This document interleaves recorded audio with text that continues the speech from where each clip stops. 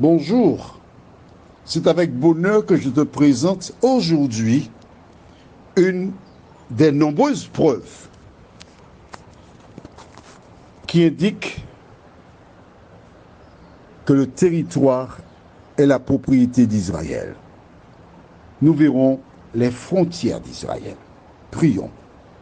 Notre Seigneur et notre Dieu, nous sommes heureux que, en dehors de la Bible, nous ayons des preuves qui indiquent et qui nous donnent la vérité. Que le Saint-Esprit nous accompagne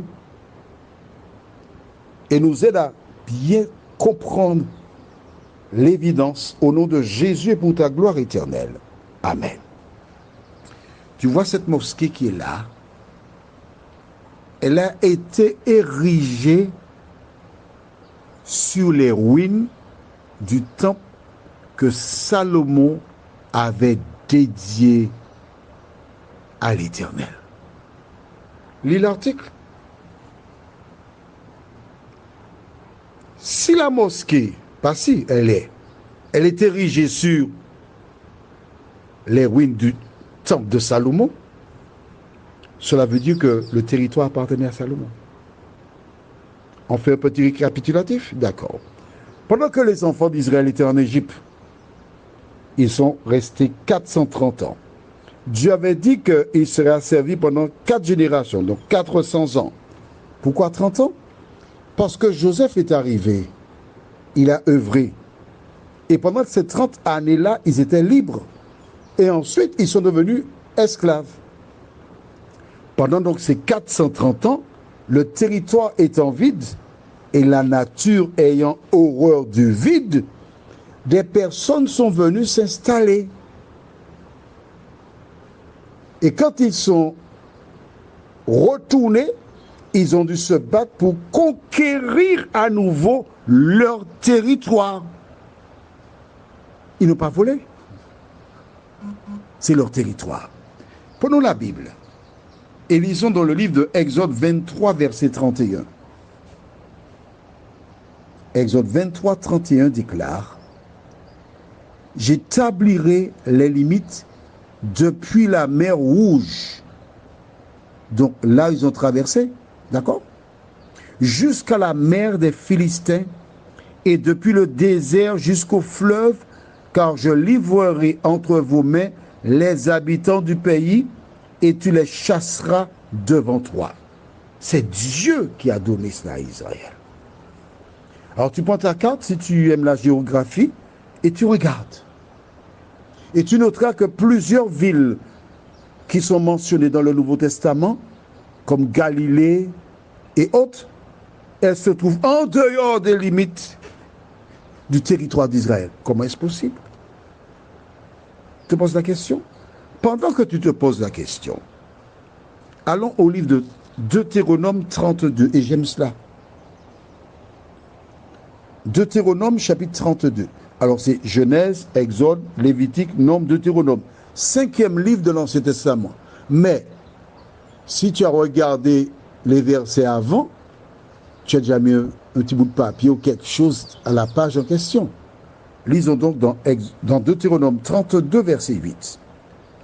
Quand le Très-Haut donna un héritage aux nations, quand il sépara les enfants des hommes, il fixa les limites des peuples d'après le nombre des enfants d'Israël.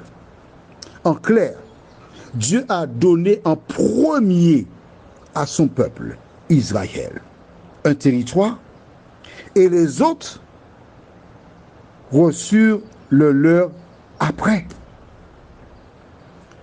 Est-ce que c'est du favoritisme? Non. Je voudrais te rappeler une chose que tu ne dois jamais oublier. Dieu a choisi le peuple d'Israël parce que Jésus devait naître. Et il fallait que ces personnes aient un mode de vie, un fonctionnement qui corresponde au caractère de Dieu. Israël était appelé à être la lumière du monde. Voilà pourquoi Dieu a appelé Israël. Les autres pouvaient faire ce qu'ils voulaient. Mais Israël devait donner la marche à suivre. Voilà pourquoi, lorsque Dieu a fait cela, il a organisé les choses de telle sorte que son peuple vienne et marche à la lumière de la parole. Nous verrons demain le temple. Alors tu sais qu'il se trouve, celui que Salomon a, si Dieu nous prête vie bien sûr, celui que Salomon a érigé, il se trouve sous cette mosquée. Tu penses bien que les Arabes ne laisseront jamais un Hébreu venir dans le secteur parce que c'est leur mosquée. Mais sous la mosquée, il y a le temple de Salomon. Leur mosquée trouve sa puissance que sur le temple de l'Éternel. As-tu compris? Lorsqu'on parle du mur de lamentation, c'est un lieu saint aussi pour les Arabes. C'est normal, puisqu'ils sont les enfants d'Abraham. Ce sont des cousins. Tous ces crimes qui sont faits là, c'est parce qu'Abraham, qui était appelé pour être une grande nation, en péchant, il a créé plusieurs nations qui se font la guerre. La dernière référence que nous lirons se trouve dans Josué chapitre 1er, les versets 1 à 4. Josué 1, versets 1 à 4 déclare: Après la mort de Moïse, serviteur de l'Éternel, l'Éternel dit à Josué, fils de Nun, serviteur de Moïse: Moïse, mon serviteur est mort. Maintenant, lève-toi, passe ce Jourdain, toi et tout ce peuple, pour entrer dans le pays que je donne aux enfants d'Israël. Tout lieu que foulera la plante de votre pied, je vous le donne comme je l'ai dit à Moïse. Vous aurez pour territoire, depuis le désert et le Liban jusqu'au grand fleuve, le fleuve de l'Euphrate, tout le pays des Hétiens et jusqu'à la grande mer vers le soleil couchant. C'est écrit dans la Bible. Et c'est Dieu qui s'est adressé à Josué. Si tu crois que la Bible est la parole de Dieu, si tu crois que c'est l'Éternel qui dirige le monde,